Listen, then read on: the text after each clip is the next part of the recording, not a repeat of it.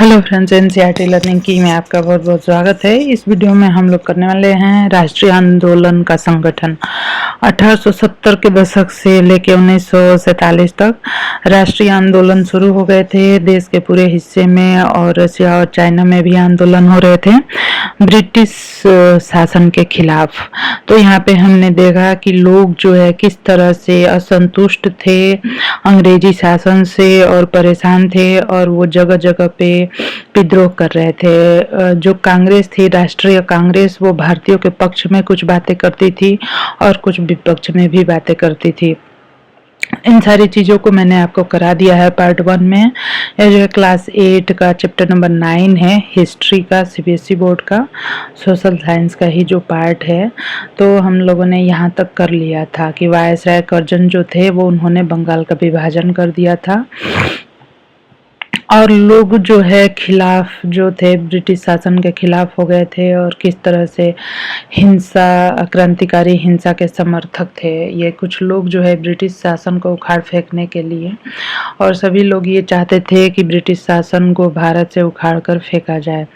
जन राष्ट्रवाद का उदय। जन राष्ट्रवाद का उदय जो है 1919 के बाद अंग्रेजों के खिलाफ चल रहा संघर्ष धीरे धीरे एक जन आंदोलन में तब्दील होने लगा था। उसी को कहते हैं जन राष्ट्र का उदय। उसके बाद युद्ध ने अंग्रेजों को अपनी सेना बढ़ाने के लिए विवश किया। चारों तरफ जब अंग्रेजों का विरोध होने लगा तो एक विदेशी युद्ध की खातिर गांव में सिपाहियों की भर्ती के लिए दबाव डाले जाने लगे। बहुत सारे सिपाहियों को दूसरे देश में युद्ध के मोर्चे पर भेज दिया गया। ऐसे बहुत सारे सिपाही युद्ध के बाद यह समझदारी लेकर लौटे कि साम्राज्यवादी शक्तियां एशिया अफ्रीका के लोगों का किस तरह शोषण कर रही हैं। तो एशिया और अफ्रीका के लोगों को मजदूर की तरह यूज करते थे। उसके बाद हम देखेंगे महात्मा गांधी का आगमन। इसके बाद जो है हम देख रहे हैं महात्मा गांधी का आगमन कैसे हुआ।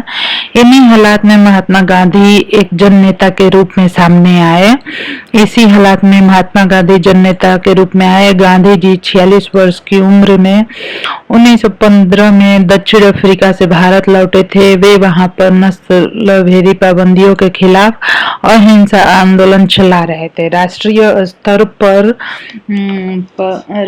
पर उनकी अच्छी मान्यता थी, लोग उनका आदर करते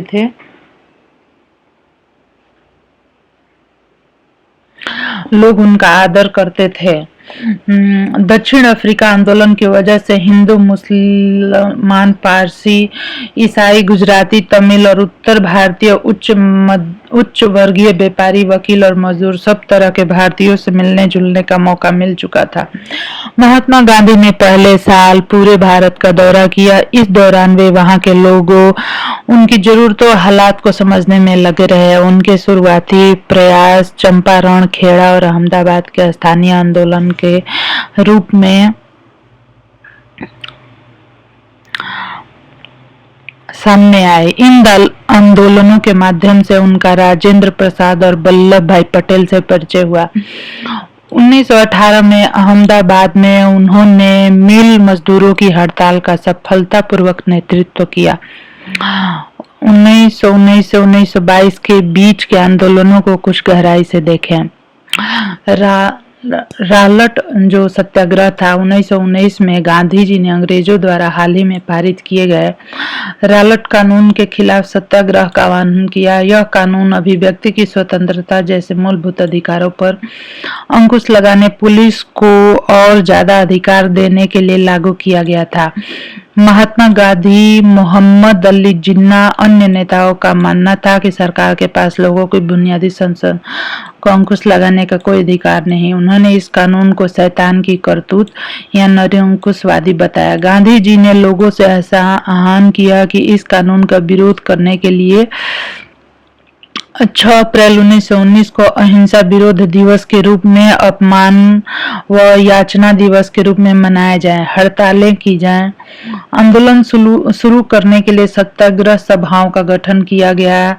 रॉलेट सत्याग्रह ब्रिटिश के खिलाफ पहला अखिल भारतीय संघर्ष था। जो ब्रिटिशर्स थे वो बहुत ही ज्यादा शोषण कर रहे थे, उनके खिलाफ एक रॉलेट सत्याग्रह जो था वो पहला मतलब सबसे बड़ा सत्याग्रह था। हालांकि यह मोटे तौर पर शहरों तक ही सीमित था। अप्रैल 1919 में पूरे देश में जगह जगह जुलूस निकाले गए, हड़तालों का आयोजन किया गया। सरकार ने इन आंदोलनों को कुचलने के लिए दमनकारी रास्ता अपनाया। बैसाखी 13 अप्रैल के दिन अमृतसर में जनरल डायर द्वारा जलियांवाला बाग में किया गया हत्याकांड इसी दमन का हिस्सा था। इस जनसंहार पर रविन्द्रनाथ टैगोर ने अपनी पीड़ा और गुस्सा जताते हुए नाइटहुड की उपाधि वापस लौटा दी। मीन्स की जो जन आंदोलन हो रहा था, रॉलेट सत्याग्रह हो रहा था, तो उसमें जो सत्याग्रह हो रहा था उसमें क्या हो रहा था कि जो आंदोलन हो रहे थे उसमें अंग्रेजी अफसरों को मारा जा रहा था, उनके नियम कानून कुचले जा रहे थे। इस आंदोलन को दबाने के लिए जनरल डायर ने अमृतसर में जलियांवाला बाग हत्याकांड किया था, जिसमें कि जलियांवाला बाग हत्याकांड जो है किसमें बैसाखी के समय जो मेला लगता है उसी में, और वो जलियांवाला जो बाग था उसमें बस एक जगह से निकलने की जगह थी, वहां पे भी उन्होंने अपने सैनिक खड़े कर दिए और जितने भी लोग अंदर घुसे हुए थे, एक बाउंड्री थी उसके अंदर, उन सबको मार दिया गया। रॉलेट सत्याग्रह के दौरान लोगों ने ब्रिटिशर शासन के खिलाफ हिंदू और मुसलमानों के बीच गहरी एकता बनाए रखने के लिए प्रयास किया। महात्मा गांधी भी यही चाहते थे। उनकी राय में भारतीय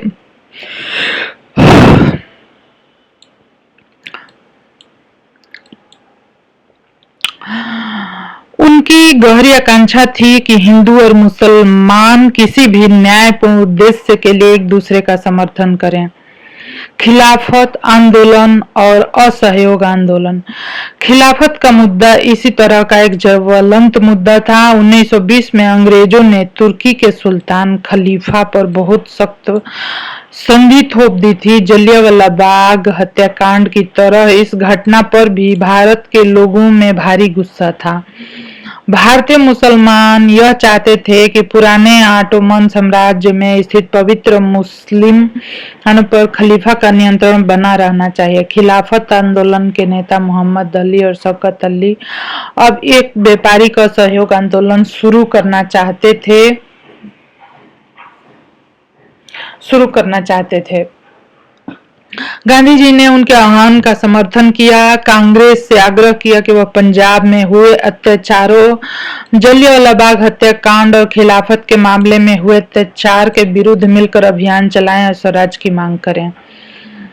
1921-22 के दौरान असहयोग आंदोलन को और गति मिली। हजारों विद्यार्थियों ने सरकारी स्कूल कॉलेज छोड़ दिए। मोतीलाल नेहरू, C.R. दास, गोपालाचार्य जैसे बहुत सारे वकीलों ने वकालत छोड़ दी। अंग्रेजों द्वारा दी गई उपाधि को वापस लौटा दिया गया। विधानमंडलों का बहिष्कार किया गया। जगह जगह लोगों ने विदेशी कपड़ों की होली जलाई। 1920 और 22 के बीच विदेशी कपड़ों के आयात पर भारी गिरावट आई, परंतु यह तो आने वाले तूफान की सिर्फ एक झलक थी। देश के ज्यादातर हिस्से एक भारी विद्रोह के मुहान पर खड़े थे। लोगों को पहल कदमी मतलब कि लोग जो है पूरी तरह से बड़ा एक विद्रोह शुरू हो चुका था। कई जगहों पर लोगों ने ब्रिटिश शासन का अहिंसक विद्रोह किया। मतलब कि बहुत सारी जगहों पे शांति से आंदोलन होते, बहुत सारी जगहों पे बहुत ही भयंकर आंदोलन होते थे। लेकिन कई स्थानों पर विभिन्न वर्गों समुदायों ने गांधी जी के आह्वान के अपने हिसाब से अर्थ निकाले, रास्ते अपनाए जो गांधी जी के विचार से मेल नहीं खाते थे। सभी जगह लोगों ने अपने आंदोलनों को स्थानीय मुद्दा के साथ जोड़कर आगे बढ़ाया। खेड़ा गुजरात में पाटीदार किसानों ने अंग्रेजों द्वारा थोप दिए गए भारी लगान के खिलाफ अहिंसा अभियान चलाया। तटीय आंध्र प्रदेश और तमिलनाडु के भीतरी भागों में शराब की दुकानों के घेरेबंदी की गई। आंध्र प्रदेश के गुंटूर जिले में आदिवासी गरीब किसानों ने बहुत सारे वन सत्याग्रह किए। इन सत्याग्रहों में कई बार वे चराई शुल्क अदा किए बिना भी अपने जानवरों को जंगल में छोड़ देते थे। इस तरह से क्या हो रहा था कि उसका विरोध इसलिए था, मतलब कि जंगलों को भी अंग्रेजों ने अपने शासन में ले लिया था, उसमें किसी के घुसने की आजादी नहीं थी। अगर जंगलों में छोड़ देते थे अपने जानवरों को तब भी उसमें, क्योंकि औपनिवेशिक सरकार ने वन संसाधनों पर उनके अधिकारों को बहुत सीमित कर दिया था। मीन्स कि वन में वो किसी को भी घुसने नहीं दे रहे थे। जो वन के लोग थे जिनका जीवन वन पे ही डिपेंडेंट था, उनको भी नहीं घुसने देते, उनके जानवरों को भी नहीं जाने देते थे। बहुत सारे वन गांव में किसानों ने स्वराज का ऐलान कर दिया, क्योंकि उन्हें ये उम्मीद थी कि गांधी राज जल्द ही स्थापित होने वाला है। सिंध, मौजूदा पाकिस्तान में मुस्लिम व्यापारी और किसान खिलाफत के आह्वान पर बहुत उत्साहित थे। बंगाल में भी खिलाफत असहयोग के गठबंधन ने जबरदस्त सांप्रदायिक एकता को जन्म दिया, राष्ट्रीय आंदोलन को नई ताकत प्रदान की। पंजाब में सिखों के अकाली आंदोलन ने अंग्रेजों की सहायता से गुरुद्वारों में जमे बैठे भ्रष्ट महंतों को हटाने के लिए आंदोलन चलाया। यह आंदोलन असहयोग आंदोलन से काफी घनिष्ठ रूप से दिखाई दिया जाता था। असम में गांधी महाराज की जय के नारे लगते हुए चाय बागान मजदूरों ने अपनी तनख्वाह में इजाफे की मांग शुरू कर दी। उन्होंने अंग्रेजी स्वामित्व वाले बागानों की नौकरी छोड़ दी, उनका कहना था। गांधी जी भी यही चाहते हैं। उस दौर के बहुत सारे असमिया वैष्णव गीतों में कृष्ण की जगह गांधी राज का यश गान किया जाने लगा था। जनता के महात्मा, इन उदाहरणों के आधार पर हम देख सकते हैं कि कई जगह के लोग गांधी जी को एक तरह से मसीहा, एक ऐसे व्यक्ति मानने लगे थे जो उन्हें मुसीबतों गरीबी से छुटकारा दिला सकता है। गांधी जी वर्गीय टकराव की बजाय वर्गीय एकता में के समर्थक थे, परंतु किसानों को लगता था कि गांधी जी जमींदारों के खिलाफ संघर्ष में मदद देंगे। खेतिहर मजदूरों को यकीन था कि गांधी जी उन्हें जमीन दिला देंगे। कई बार आम लोगों ने खुद अपनी उपलब्धियों के लिए गांधी जी को श्रेय दिया। उदाहरण के लिए शक्तिशाली आंदोलन के बाद संयुक्त प्रांत वर्तमान उत्तर प्रदेश स्थित प्रतापगढ़ में किसानों ने पट्टेदारों की गैर कानूनी बेदखली को रुकवाने में सफलता प्राप्त कर ली थी, परंतु उन्हें लगता था कि यह सफलता उन्हें गांधी जी की वजह से मिल रही है। कई बार जी का नाम लेकर आदिवासियों और किसानों ने ऐसी कार्रवाइयां भी की जो गांधी जी के आदर्शों के अनुरूप नहीं थी। ये सारी चीजें चल रही थी, वही थे जिन्होंने प्रतापगढ़ में बेदखली करवाई। मतलब दूर दराज के गांव में भी गांधी जी का नाम का सिक्का जितना चलने लगा था, उसे देखकर अचंभा होता था। किसी को भी पता नहीं था कि वह कौन है, क्या है। फिर भी सबने मान लिया कि वे जो कहते हैं वह सही है और उनका जो भी आदेश है वह पूरा होना चाहिए। वह एक महात्मा या साधु, एक पंडित, इलाहाबाद के ब्राह्मण, यहाँ तक कि एक देवता हैं। उनके नाम की असली ताकत का अंदाजा इस बात से लगाया जा है कि प्रतापगढ़ के लोग मानते हैं कि उन्होंने बेदखली रुकवाई थी। गांधी जी को लोग सरकार का विरोधी नहीं मानते, बल्कि जमींदारों का विरोधी मानते। हम गांधी जी और सरकार के पक्ष में हैं। मीन्स की क्या कि गांधी जी गरीबों के लिए कार्य करते थे। 1922 से 29 की घटनाएं, महात्मा गांधी हिंसक आंदोलन के विरुद्ध थे। मतलब वो हिंसा नहीं, अहिंसा के रूप में वो आंदोलन करते थे। इसी कारण फरवरी 1922 में जब किसानों की भीड़ ने चोरी चोरा थाने पर हमला कर उसे जला दिया, तो गांधी जी ने अचानक वापस ले लिया। उस दिन 22 पुलिस वाले मारे गए। किसान इसलिए बेकाबू हो गए थे क्योंकि पुलिस ने उनके शांतिपूर्ण जुलूस पे गोली चला दी थी। असहयोग आंदोलन खत्म होने के बाद गांधी जी ने अनुयायी ग्रामीण इलाकों में रचनात्मक कार्य शुरू करने पर जोर दिए। चित्तरंजन दास और मोतीलाल नेहरू नेताओं ने दलील दी कि पार्टी को परिषद चुनाव में हिस्सा लेना चाहिए। सरकारी नीतियों को प्रभावित करना। जब 20 के दशक के मध्य गांव में किए गए व्यापक सामाजिक कार्यों की बदौलत गांधीवादियों को अपना जनाधार फैलाने में काफी मदद मिली। 1930 में शुरू हुए सविनय अवज्ञा आंदोलन के लिए यह जनाधार काफी उपयोगी साबित हुआ। अब यहाँ पे हम ये देखेंगे कि किस तरह से आंदोलन हो रहे थे। साइमन कमीशन का विरोध करते आंदोलनकारी 1927 में इंग्लैंड में बैठी ब्रिटिश सरकार ने लॉर्ड साइमन की अगुवाई में एक आयोग भारत भेजा।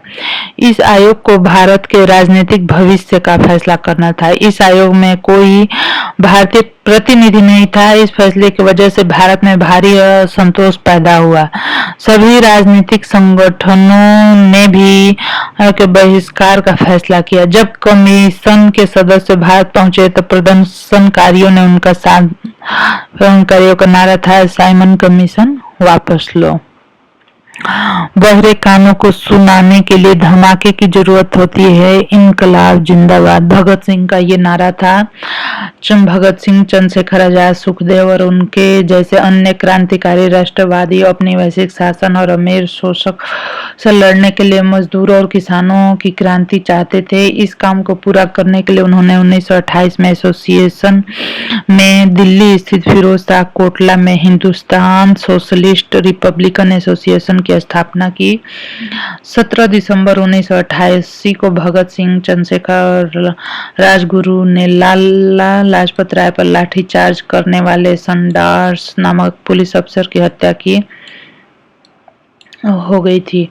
अपने साथी राष्ट्रवादी बी.के. दत्त के साथ भगत सिंह ने 8 अप्रैल 1929 को केंद्रीय विधान परिषद में बम फेंका था। क्रांतिकारियों ने अपने पर्चे में कहा था कि उनका मकसद किसी का जान लेना बल्कि बहरों को सुनाना तथा देशी सरकार को उसके द्वारा किए जा रहे भयानक शोषण से अवगत कराना है। भगत मतलब कि जो विदेशी सरकार थी वो भारतीय लोगों का बहुत ज्यादा शोषण कर रही थी, तो उसी से अवगत कराना था कि वो क्या कर रही है। दांडी मार्च ये गांधी जी ने शुरू किया था। पूर्ण स्वराज अपने आप में आने वाला नहीं था, इसके लिए लोगों को लड़ाई में उतरना था। 1930 में गांधी जी ने ऐलान किया वह नमक कानून तोड़ने के लिए यातना निकालेंगे। उस समय नमक के उत्पादन और बिक्री पर सरकार का एक अधिकार होता था। महात्मा गांधी और अन्य राष्ट्रवादियों का कहना था कि नमक पर टैक्स वसूलना पाप है, क्योंकि यह हमारे भोजन का एक बुनियादी हिस्सा है। अंग्रेज जो थे हर एक छोटी छोटी चीज पे भी टैक्स लेने लगे थे। महात्मा गांधी प्राकृतिक नमक इकट्ठा करते हुए नमक कानून की अवहेलना। दांडी 6 अप्रैल 1930 का यह है फोटो। तो नमक तो मतलब कि स्वतंत्र संघर्ष में महिलाएं, कर्नाटका की अंबाबाई, जो संघर्ष हो रहे थे स्वतंत्रता के लिए उसमें महिलाएं भी बढ़ चढ़ कर हिस्सा ले रही थी।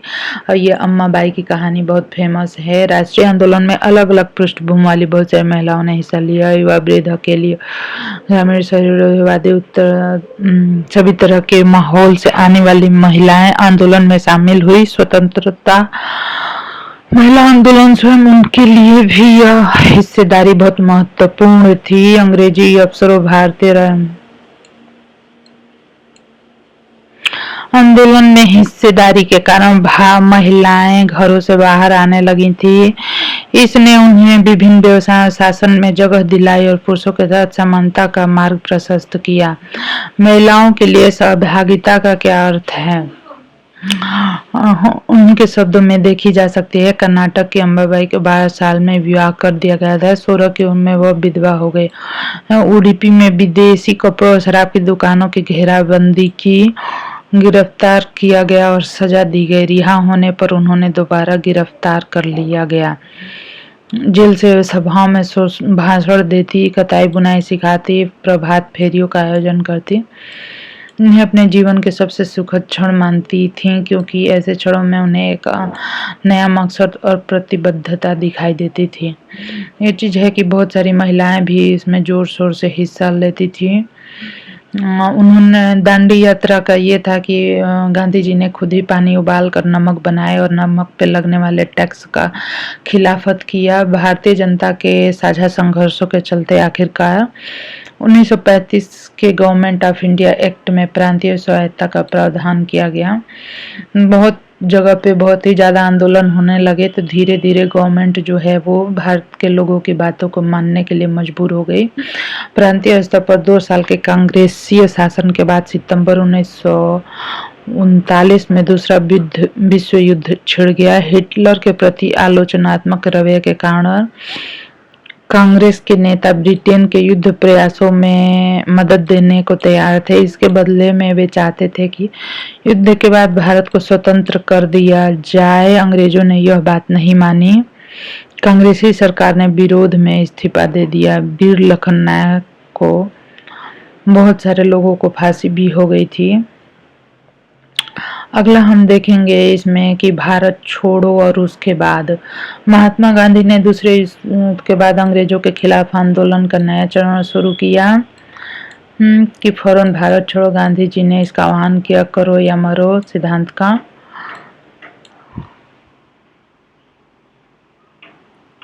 गांधी जी और फौरन जेल में डाल दिया गया। मतलब कि जो भी संघर्ष होते थे उस संघर्ष को दबाने की कोशिश की जाती थी स्वतंत्रता और विभाजन की ओर। जब देश जो है स्वतंत्रता और विभाजन की ओर चल पड़ा, उसके बारे में क्या क्या चीजें हैं।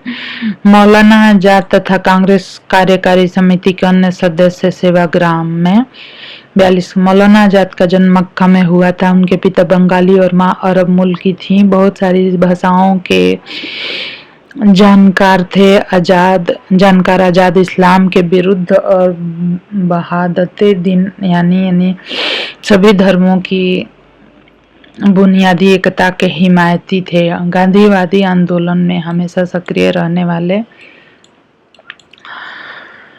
गांधी जी ने वर्ताओं से पहले गांधी जी के साथ बात करते हुए चक्रवर्ती राजगोपालाचारी 1944 का ये फोटो है।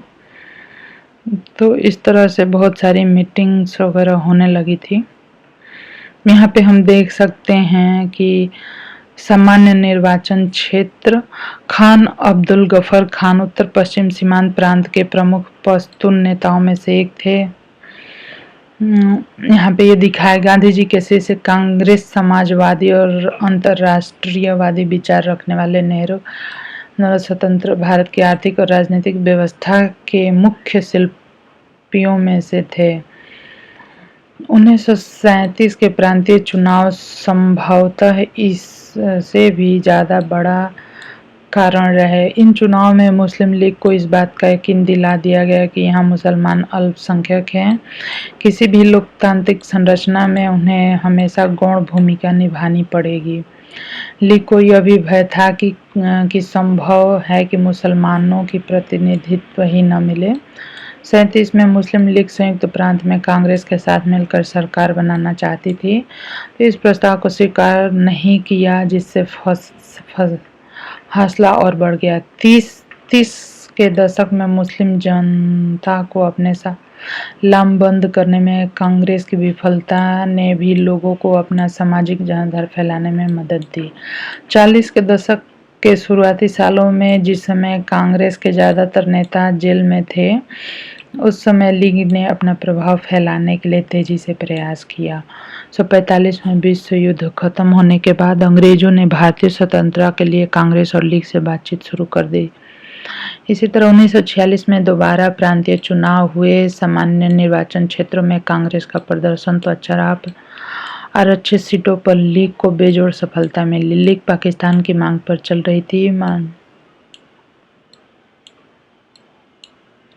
इस परिसंघ ने सुझाव दिया कि भारत अविभाजित रहे और उसे मुस्लिम क्षेत्रों को कुछ स्वायत्तता देते हुए एक ढीले ढाले महासंघ के रूप में संगठित किया जाए। इस तरह से ये संघर्ष चलते रहे। अफ्रीका में राष्ट्रवाद घाना का उदाहरण, वहाँ के इधर तो क्वेश्चन आंसर है। तो यहाँ पे हमने अफ्रीका में राष्ट्रवाद घाना 19वीं सदी के आखिर और 20वीं सदी के शुरुआत में बहुत सारे अफ्रीकी एशियाई देशों में राष्ट्रवाद का उदय हुआ। मीन्स कि ब्रिटिश जो शासन था वो धरती पृथ्वी के बहुत सारे देशों पे वो कर रहे थे शासन, तो सभी जगह संघर्ष होने लगे थे और उससे राष्ट्रवाद का उदय हो रहा था। अफ्रीका के लोगों से भी ये बहुत मजदूरी करवाते। अफ्रीका में औपनिवेशिक शासन तानाशाही जैसा था। प्रतिनिधि के रूप में केवल मुखियाओं को ही शासन चलाने की छूट दी जाती थी, या फिर अफ्रीका में केवल गोरे प्रतिनिधि वाले सभाएं कानून बनाती थीं। कम से कम दूसरे विश्व युद्ध के बाद तक अफ्रीकियों के पास निर्णय लेने या प्रतिनिधित्व की ताकत नहीं थी। स्थानीय भूस्वामी या किसानों से जमीन का जबरन अधिग्रहण, करों में वृद्धि और खराब कार्य परिस्थितियों की वजह से बहुत सारे अफ्रीकी आंदोलन शुरू हुए। 1957 में घाना स्वतंत्रता पाने वाले उप सहारा राष्ट्र अफ्रीका का पहला देश बना। इससे पहले उसे गोल्ड कोस्ट के नाम से जाना जाता था। यहाँ स्वतंत्रता आंदोलन का नेतृत्व कुमाऊ नक्रुमा की कन्वेंशन पीपुल्स पार्टी कर रही थी। घाना की जनता ने स्वतंत्रता के लिए हड़ताल बहिष्कार अपनाया था। 1951 में कन्वेंशन पीपुल्स पार्टी को चुनाव में जबरदस्त सफलता मिली। का विरोध किया, जिसमें ब्रिटिश शासकों ने मुखियाओं को विधान सभा में अपने धी को भेजने का अधिकार दिया। इस पार्टी ने अंग्रेजों पर दबाव डाला। ऐसी विधानसभाएं जिनमें मनोनीत या विशेष सदस्य न हो, गांव को मान लिया गया। 1956 में नई विधान परिषद के लिए चुनाव हुए। तो इस तरह से हम यहाँ पे देख सकते हैं कि किस तरह से हर देश में राष्ट्रवाद का उदय होने लगा था और अंग्रेजी शासन का अंत होने लगा था। तो फ्रेंड्स, आपको मेरा वीडियो पसंद आया तो चैनल को सब्सक्राइब करें, लाइक करें और शेयर करें। धन्यवाद।